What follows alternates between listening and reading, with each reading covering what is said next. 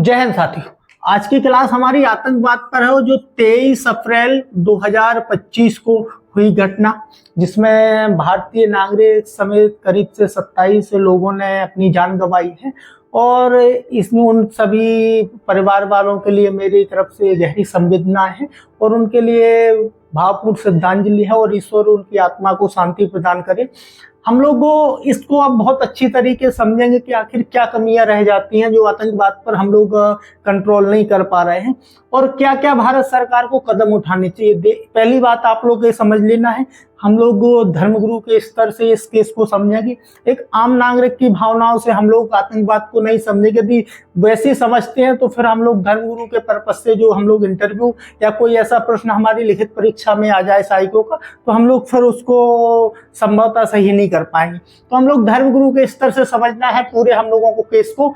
अब पहली बात तो हम लोग ये समझे कि आखिर आतंकवाद क्यों खत्म नहीं हो पा रहा है पूरे देश से। आप लोगों को पता होगा अमेरिका, जापान, मतलब यूरोप के जितने भी विकसित देश हैं, सभी ऐसे हमलों से परेशान हैं और उनके पास भरपूर संसाधन है, अच्छे से अच्छे सैनिक हैं और अच्छी से अच्छी खुफिया तंत्र हैं, फिर भी वो ऐसे आतंकवादी घटनाओं से नहीं निपट पा रहे हैं। और उसके अलावा एक और मैं बता दूं कि यूरोप में जो भी मस्जिद हैं, मदरसे हैं, इन पर बारी बारी से ताला भी लगाया जा रहा है, क्योंकि इनको आतंकवादी या कट्टरपंथी अलगाववादी विचारधाराओं का स्रोत मानते हैं यूरोप के देश। लेकिन हम लोगों को ऐसे नहीं समझना है। पहली बात तो हम लोगों को इसको ये समझना है। इसके पहले मैं एक बात आप लोगों से और कर दूं कि कुछ साथी हमारे कमेंट कर रहे हैं कि आप धर्मशास्त्र की इस क्लास के लोग क्यों नहीं आ रहे हैं। देखो, मैंने पहले बोला था आप लोगों से कि मैं आप लोगों का सपोर्ट जो करूंगा वो साइकोलॉजी और जीके तक करूंगा। इसके अलावा मैं कोशिश करूंगा कि मैं आप लोगों को धर्मशास्त्र का आपका सपोर्ट कर सकूं। तो मैंने बोला था कि मैं 5 मई के बाद जो धर्मगुरु हमारे ट्रेनिंग कर चुके हैं वो अब हम लोगों को सहयोग करेंगे, वो ट्रेनिंग के बाद लौट रहे हैं। लेकिन इसके पहले मैं आप लोगों को भ्रम में रखना नहीं चाहता हूं। मैंने बोला था कि मैं ऐसी कोई चीजें आप लोगों को आपका समय बर्बाद नहीं करूंगा जिससे आप लोग भ्रमित हों कि अलग से कहीं कंटेंट ढूंढ के ऑनलाइन कुछ किताबों से फिर आप लोगों का समय बर्बाद करूं, ये मैं बिल्कुल नहीं करूंगा। जिसको ये धर्मशास्त्र के क्षेत्र में कैसे सेकंड पेपर में प्रश्न बन जाते हैं, कैसे आने की संभावना होगी आगे, वो उस स्तर से हम लोग पेपर तैयार करेंगे, फिर आप लोगों तक पहुंचाएंगे। 3 मई को लगभग आप लोगों को पूरा सिलेबस डायरेक्शन में कि हम लोग कौन सा ग्रंथ किस हद तक तैयार करेंगे, और हम लोग लगभग 5 से या 6 मई से 100 या 50 प्रश्नों का पूरी सीरीज लेकर आएंगे धर्मशास्त्र की। लेकिन एक केवल होगी हिंदुओं के लिए, ये याद रख लेना, क्योंकि मुझे पता है कि हमसे सारे धर्मों के जो साथी हैं वो क्लास लेते हैं, जुड़े हुए हैं। तो अन्य धर्मों की मुझे जानकारी है नहीं है, और जानकारी मैं वैसी उच्च स्तर तक तो रखता हूँ, लेकिन कोई ऐसे धर्मगुरु हमारे टच में नहीं है अभी अन्य धर्मों की जो आप लोगों को मार्गदर्शन आप लोगों का कर सके। तो इस पर विशेष गौर करना है। 5 मई तक कोई ऐसा कमेंट या कोई ऐसा फोन ना करे उसके पहले, क्योंकि मैंने बोला था कि आप धर्मशास्त्र की जो भी तैयारी है आप स्वयं से करेंगे, आपसे अच्छा कोई नहीं है। बाकी मैंने आप लोगों को कई बार ऐसा हुआ है जिन ने है मुझसे रिक्वेस्ट किया है कि मैंने पेपर उपलब्ध कराए हैं कि इस स्तर को, इन प्रश्नों के स्तर को देखते हुए आप लोग धर्मशास्त्र की तैयारी कर सकते हैं। ठीक है, अब आते हैं हम लोग आतंकवाद पर। देखो, ये आतंकवादी घटना इसलिए ज्यादा चर्चाओं में है कि कुछ ऐसे धार्मिक एंगल लेके आए हैं वो आतंकवादी, जिन लोगों ने कुछ किसी का धर्म पूछा, किसी की और कुछ ऐसी एक्टिविटी की है जिससे ये ज्यादा चर्चाओं में है और हमारा पूरा देश आक्रोश में है। अब हम लोगों को पहले तो पाकिस्तान के मंसूबे समझ लेने हैं कि पाकिस्तान आखिर चाहता क्या है। ठीक है, पाकिस्तान, पहले तो मैं बता दूं कि खुद एक आप मान लें कि कट्टरपंथी मान लें या आतंकवादी घटनाओं में घिरा हुआ है। आपने बलूचिस्तान सुना होगा जो प्रांत है एक बलूचिस्तान पाकिस्तान में, ये प्रांत है एक है खैबर पख्तूनख्वा।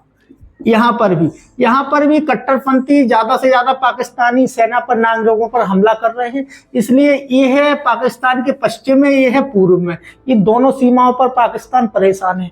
जिससे लगभग पिछली जो घटना हुई थी हमारे भारत देश में जो आतंकवादी, वो हुई थी जून 2024 में। अब मान लेते हैं कि अप्रैल चल रहा है, तो लगभग मई जून 10 महीने से ऐसी कोई बड़ी घटना नहीं हुई थी। छोटी छोटी घटनाएं होती रहती हैं हमारे देश में, जिसमें नागरिकों की और सैनिक शहीद होते रहते हैं। यहाँ पर बस यात्रियों पर एक हमला घात लगाकर आतंकवादी बैठे थे, जिसमें 9 यात्रियों की मौत हो गई थी। ठीक है, यहाँ से अब 10 महीने के बाद ऐसा हमला हुआ है, यहाँ 27 लोगों की मौत हुई है और कुछ 4-5 लोग गंभीर रूप से घायल हैं और एक और हो गए हैं, 28 हो गए हैं। तो उनके परिवार के प्रति गहरी संवेदनाएं हैं और ईश्वर उनको ऐसी दुख की घड़ी में या दुख सहने की शक्ति दे। देखो, जो भी चीज गलत है उसका आप खंडन करने का सामर्थ्य रखें, किसी भी धर्म से हो, लेकिन पहले अच्छी तरह से समझना है, क्योंकि हम लोग एक परीक्षा के स्तर से और हमारा जो रिलीजियस टीचर का उच्च स्तर है, इन मुद्दों को हम लोगों को किस दृष्टिकोण से देखना है। ठीक है, तो वहाँ 2024 में घटना होती है, लेकिन ये ज्यादा चर्चाओं में आप लोगों को बहुत कम ऐसे साथी होंगे हमारे जिनको ये खबर पता होगी कि जून 2024 में 9 यात्रियों की आतंकवादियों ने जान चली गई थी। ठीक है, उनके हमले में। ये पाकिस्तान चाहता है कि आप लोग, अब हमारी जरूरत ना पड़े, अब हमें आतंकवादी तैयार करने की जरूरत ना पड़े, तो आप लोग स्वयं अपने अंदर गृह युद्ध की स्थिति बना ले, स्वयं हिंदू मुस्लिमों में लड़े। ये पाकिस्तान का टारगेट है, ये अच्छी तरह से दिमाग में बैठा लेना है। देखो, उसने इस बार जब भी आपने देखा होगा कि कई ऐसी बातें सोशल मीडिया पर, मीडिया हमारा बार बार चला रहा है, तो उसमें एक बात आपने देखी होगी कि यहाँ जाति नहीं पूछी है, यहाँ धर्म पूछा है। तो पहली तो वो सोच रहे हैं पाकिस्तान वाले कि आप धर्म के नाम पर आपके देश में इतना विभाजन हो जाए कि बाद में आप लोगों का जुड़ाव हो ही ना सके। ये यदि आप लोगों के अंदर एकता टूटती है तो यही एक गृह युद्ध का कारण बनती है। तो वो पाकिस्तान का ये मंसूबा है, पहली बात ये याद रख लेना है।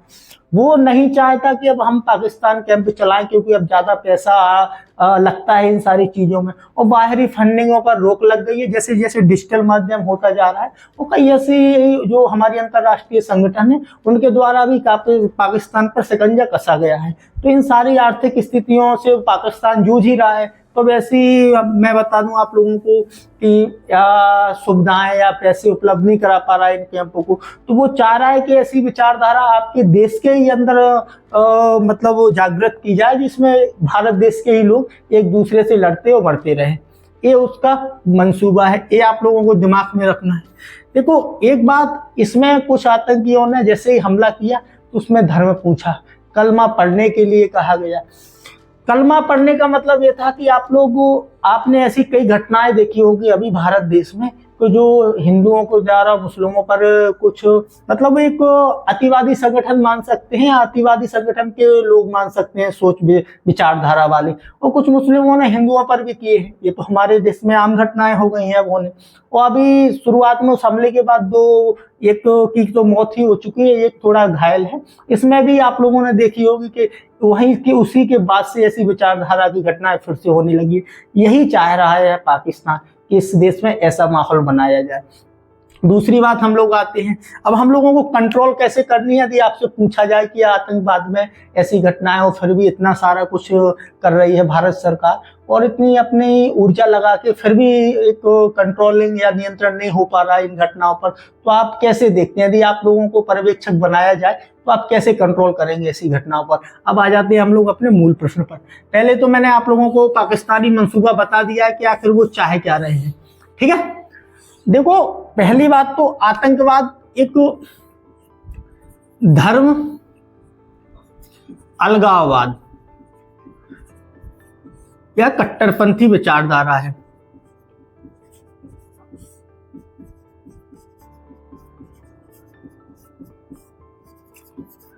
धर्म विशेष की, ठीक है, इसमें आप लोग यदि आपसे पूछा जाए तो कोई विशेष धर्म का आप नाम नहीं लेंगे। धर्म विशेष की अलगाववादी या कट्टरपंथी विचारधारा है। यही विचारधारा धार्मिक हमारे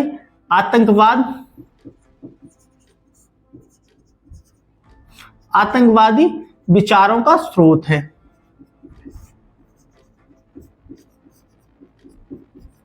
पहले तो ये समझ लेना है कि आतंकवादी जो विचारधारा है इसका स्रोत कहाँ पर है।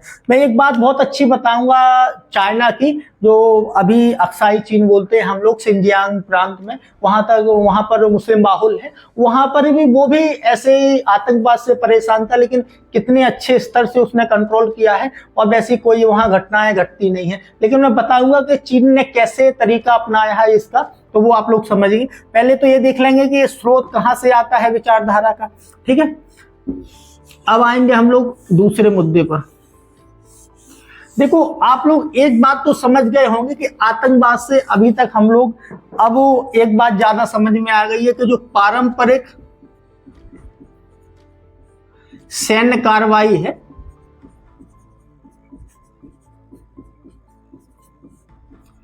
उससे ऐसी आतंकवादी घटनाओं से नहीं निपट सकते। ये तो सभी लोगों को समझ आ गई है, और ये अच्छे जो भी विकसित देश है उनको भी ये समझ है कि देखो हम लोग जो पारंपरिक सैन्य कार्रवाई करते हैं उससे नहीं निपट सकते हैं ऐसी आतंकवादी घटनाओं में। तो हमको फिर करना क्या होगा? देखो सबसे पहले हम लोगों को अपने देश के युवाओं को ऐसे वैचारिक आतंकवाद से बचाना होगा।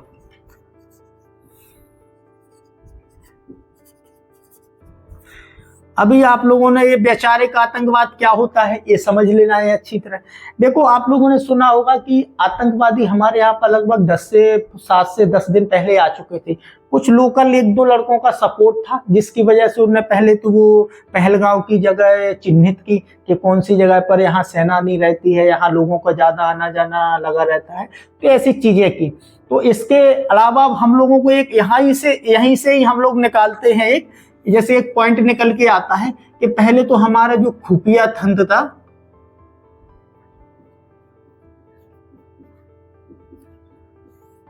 इसकी कहीं ना कहीं असफलता है, ठीक है। और दूसरी जो निगरानी हमारी प्रणाली है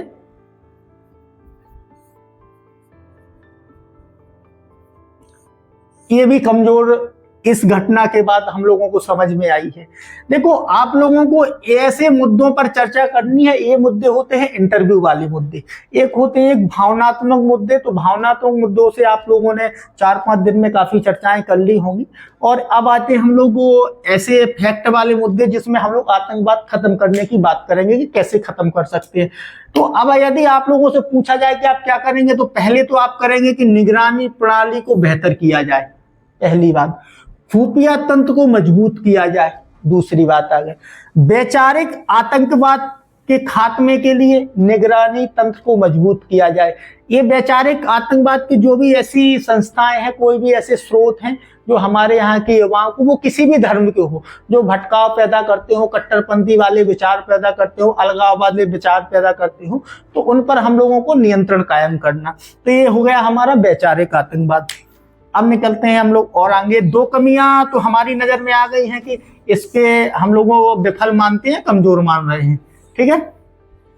देखो अब आप लोग आएंगे तो 370 जैसे अनुच्छेद में संशोधन हुआ और उससे 335 से खत्म हो गया था। तो 370 अनुच्छेद के बाद हम लोग समझ रहे थे कि वहां आप कोई भी जाके व्यवसाय कर सकता है, कोई भी जाकर वहां जमीन खरीद सकता है, लेकिन अभी भी वर्तमान स्थितियों में ऐसा नहीं हुआ है। अब मैं बता दूं आपको, वहां पर देखो कोई राजनीतिक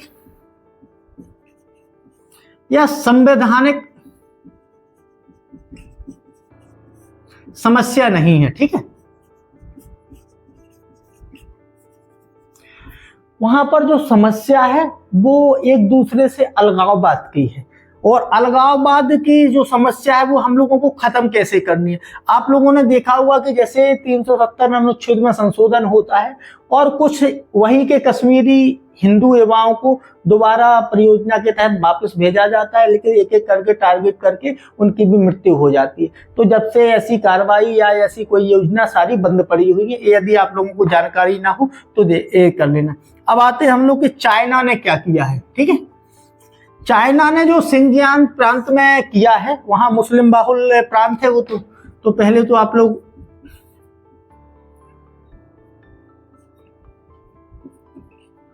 सिंजियांग प्रांत और इसके पहले एक वीडियो में और मैं किसी ने कमेंट किया था हमारे साथी ने कि हमारे भारत देश की K2 नहीं है, तो उसके पहले मैं बता चुका था। तो K2 हम लोग अपने POK को अभी भी वो अक्साई चीन को जो सिंजियान प्रांत का नाम दिया है मानते हैं, अभी भी हम लोग अपने भारत का हिस्सा मानते हैं। वो चाहे अभी राजनीतिक वैश्विक स्तर पर वो हमारे नक्शे में न दर्शाए जाए। तो सिंजियान प्रांत जो अक्साई चीन हमारा है, वहां पर मुस्लिम बाहुल्य है। कैसे कट्टरपंथी अलगाववादी विचारों को कैसे कंट्रोल किया है, तो जो भी ऐसी पहले तो वहां पर जो ऐसे स्रोत हैं, संस्थाएं हैं जहां पर मजहबी या इस्लामी मान्यताओं वाली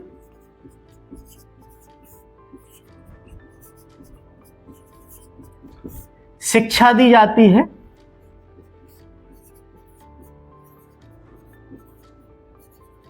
उन पर कम्युनिस्ट पार्टी जो सरकार है उसका पूर्ण नियंत्रण है।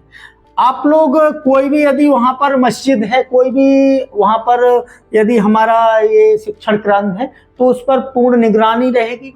आप लोगों को जो भी शिक्षा ग्रहण करते हैं, जो भी शिक्षा प्रदान करते हैं, तो उसमें ऐसी कोई शिक्षा ना हो जिसमें गैर मुस्लिमों के प्रति घृणा का भाव हो। ये याद रख लेना है बात। इसलिए इसका फायदा ये होता है कि जो गैर मुस्लिम लोग हैं वहां, उनके प्रति घृणा का भाव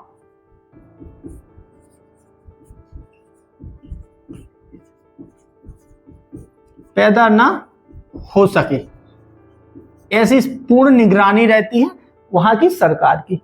देखो ऐसी कुछ चीजें यदि हम लोग भारत में करते हैं, एक बात मैं आप लोगों को और बता दूं, वहां पर मजहबी शिक्षा में जो भी आप दूसरे के अन्य धर्म के प्रति घृणा का भाव पैदा करता हो, उस पर पूर्णतः प्रतिबंध है।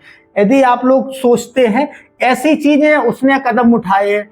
अब आते हैं हम लोग, और देखो वहां पर जो ऐसे कुछ युवा या कुछ लोग मजहबी तौर पर शिकार हो चुके हैं कट्टरपंथी या अलगाववादी विचारधारा की, तो उनके लिए एक विशेष योजना चलाई जाती है, उनका पुनर्शिक्षण किया जाता है।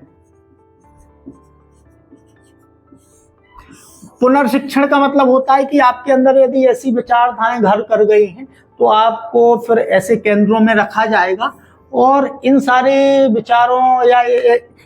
विचारों को आपको बाहर लाया जाएगा। वो क्या माध्यम होते हैं वो इतना अभी आप लोग समझते होंगे कि शैक्षिक तौर पर मान लो कोई मानसिक तौर पर बीमार है तो उसको कैसे बाहर लाया जाता है, ऐसी पूरे तरीके यहाँ पर अपनाए जाते हैं।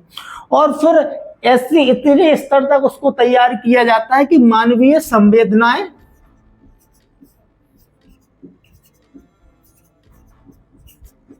जागृत हो जाएं।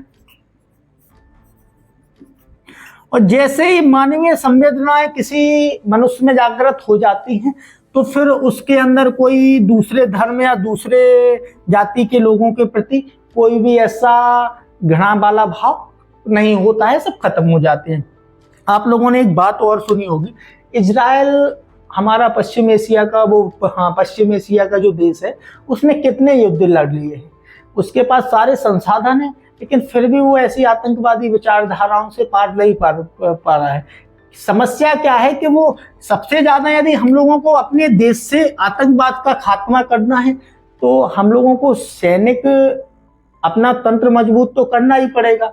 सुरक्षा की दृष्टि से पूरी हमारी जो सामरिक सुरक्षा है उसको मजबूत करना पड़ेगा, लेकिन उसके साथ साथ ये सारी चीजें हम लोगों को करने पड़ेंगे जो हमारे देश के युवा भ्रमित हो जाते हैं। और ऐसी कई चीजों में युवाओं के साथ साथ आप लोगों ने कई सैनिकों के बारे में भी ऐसी जानकारियां पढ़ी होंगी कि वो बाहर विदेश हमारे शत्रु देश के टच में थे, वो हमारी जानकारियां, महत्वपूर्ण जानकारियां, जो गुप्त जानकारियां हैं वो शेयर कर रहे थे। तो ये सारी आप लोग खबर पढ़ते रहे। यदि अब आप लोगों से ऐसा कोई प्रश्न पूछा जाता है तो आप लोग कैसे जवाब देंगे, आप लोगों को क्या करना चाहिए, कैसे आप लोग इन सारी चीजों पर कंट्रोलिंग कर सकते हैं। ठीक है, अब आ जाते हैं हम लोग कार्रवाई पर। देखो एक राजनीतिक भाषणबाजी होती है, उस पर हम लोग जाएंगे नहीं, और इसमें कार्रवाई करने का एक दूसरा मुद्दा है इसमें, क्योंकि 1960 का हमारा सिंधु जल समझौता था, इसलिए हम लोगों को यहाँ से भी प्रश्न निकलने की ज्यादा संभावना मुझे लग रही है। तो आप सिंधु जल समझौता को देख लेना है, और उसके साथ साथ सहायक नदियां जरूर देख लेनी है सिंधु की, तो वहां से एक दो प्रश्न आप लोगों को जरूर पूछे जा सकते हैं। और जो ये पहलगांव घाटी है, जो मिनी स्विट्जरलैंड कहा जाता है इसको, ये हमारे मैंने दर्रा भी आपकी प्रैक्टिस करवा दी है। विशेष तौर पर इससे एक प्रश्न निकलने की, दो प्रश्न निकलने की ज्यादा संभावनाएं हो जाएंगी। तो अब आप लोगों को बता देना है, यदि कोई आपसे ऐसी चर्चाएं करे तो कहाँ से, देखो यदि आप लोग प्रश्न नहीं करेंगे और अपनी कमजोरियों का आकलन नहीं करेंगे तो आप किसी भी परिस्थिति से या किसी भी अपनी चुनौतियों से निपटने में सक्षम नहीं होंगे। जब आप लोगों को अपनी कमजोरियां पता चल जाएंगी, आप उसको सुधार करेंगे, फिर निपटेंगे। इसी के आधार पर आप लोगों को अपना दृष्टिकोण विकसित करना है, ठीक है। बाकी कोई ऐसी समस्या है, जो भी धर्मशास्त्र के प्रश्न है, मैंने बता दिया है कि हम लोग 5 मई के बाद प्रैक्टिस करेंगे। उसके अलावा आपकी नज़र में कोई और ऐसे मुद्दे आ रहे हों जो डिस्कस करने के, मैंने बोला था कि कोई क्लास अब हम लोग डिस्कस करने लगेंगे। इसके बाद 20 से 25 क्लास हम लोग 5 मई से ही साइको वाली लेंगे। साइको में आप लोग एक क्लास धर्मशास्त्र की, जो धर्मशास्त्र की लेना चाहेगा वो अपनी धर्मशास्त्र की अटेंड करेगा, साथ में जिसको साइको की जरूरत है क्लास लेने की अपनी, तो वो उसकी अटेंड करे। तो हम लोग 20 से 25 दिन में, जब तक हमारा पेपर आएगा, फिर मैं सारी की आप लोगों को PDF उपलब्ध करा दूंगा, साथ में GK की, करंट की, और तो उसमें फिर आप लोग प्रैक्टिस कर सकते हैं, ठीक है। और यदि कोई आप लोगों को सहायता चाहिए हो तो आप कमेंट कर सकते हैं। मैं कमेंट तो पढ़ लेता हूँ, लेकिन जवाब देने में सक्षम नहीं रहता हूँ। और दूसरी बात, यदि और ज़्यादा कोई आपको भ्रम में हो तो आप कॉल कर सकते हैं शाम को 6 से 7, ठीक है। धन्यवाद।